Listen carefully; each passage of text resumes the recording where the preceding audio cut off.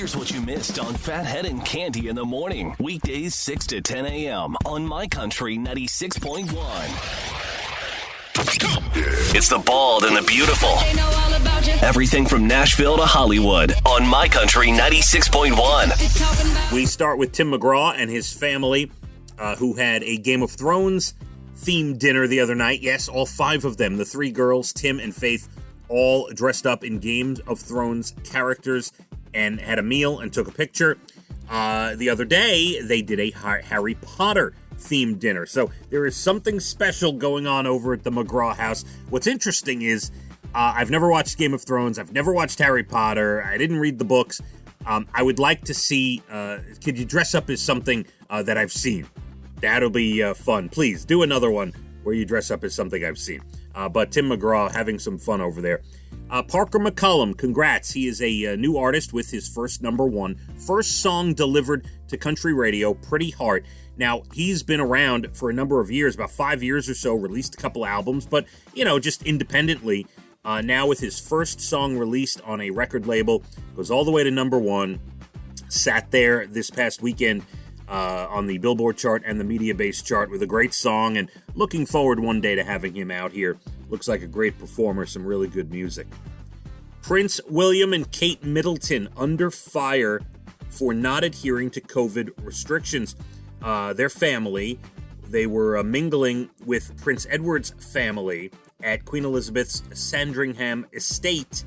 And as I mentioned earlier in the day, a couple of things about this story.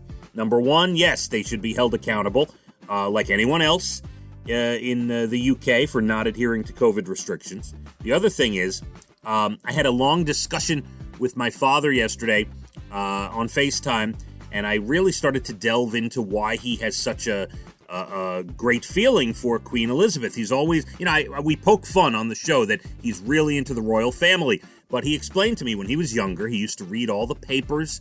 He was just a young boy, and Queen Elizabeth took over, and he thought it was special the way she took care of her business and just got down to business and was always about the crown. And, that's the way he was brought up, and he brought up me and my sisters, hard work, you do the right thing and work hard. And that's his philosophy. Him and my mom, that's their philosophy, which I put on my children as well.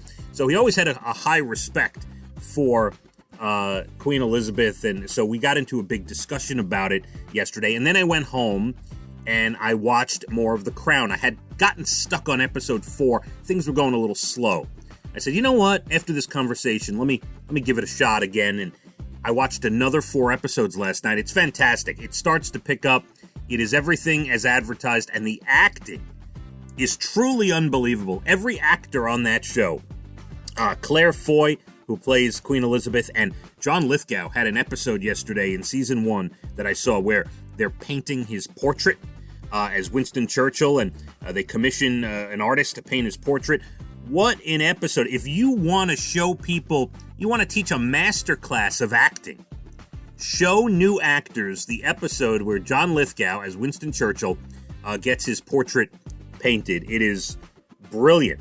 So anyway, there you go. A long-winded story to tell you that Prince William and Kate Middleton under fire this morning for not adhering to COVID restrictions. The Lakers opened their season last night. They got their rings, and the rings have a tribute to Kobe and his daughter with a black mamba symbol. The Lakers will not raise their championship banner, they say, until fans are back in the stands, which makes sense. For the rings are one thing for the players, but the banner is for the fans. And you want the fans in the stands. So they say whenever that is, doesn't matter when, we'll wait till the fans are back. Chris Harrison said no after the final Rose episode from The Bachelorette this year because of COVID restrictions. Kevin Green, the third all-time sack leader, but the all-time great in the NFL, Kevin Green, Steelers, Rams, Panthers, 58. He passed away a couple days ago. He's in the NFL Hall of Fame. Incredible football player. News of his passing a couple days ago. He's 58. And Grace VanderWaal, who won America's Got Talent 4 years ago. Cute little 13-year-old back then, little bowl haircut, very talented, went on tour with a lot of different artists. Now she has shown her new look on Instagram. She just debuted buzzed hair, a full buzzed haircut with pink buzzed hair. She looks great. She looks like she could go model in the middle of a magazine somewhere, but it was a surprise to many with the buzzed pink hair. TV, the NBA season continues. The Knicks will tip off, but the big one on the docket is the Bucks and Celtics tonight. By the way, the Brooklyn Nets demolished the Golden State Warriors last night in Brooklyn. TLC has Buddy Valastro, The Road to Recovery, after he impaled his hand. ABC, Great Christmas Light Fight, and Netflix with the new George Clooney movie. I believe he produces. I think he might direct. I'm not sure. And he stars in something called The Midnight Sky. I will check it out, give you the review tomorrow, where we hope Cande will be rejoining us. Lots to discuss tomorrow. And lots to discuss today. More on the weather. We do have a good day today, about 40 to 42, some sunshine. And then all the details of Christmas Eve, late Christmas Eve into Christmas morning, about midnight. Heavy rains sweeping Long Island, but that's not the big deal. The wind, we could have 60-mile-per-hour winds Thursday night into Friday, into Christmas morning. We'll delve more into that, but beware, you might want to tie some things up outside. It is going to be a windy one Christmas Eve into Christmas Day. Let's hit the roads, My Country 96.1. Phathead and Cande in the morning, weekdays 6 to 10 a.m. on My Country 96.1.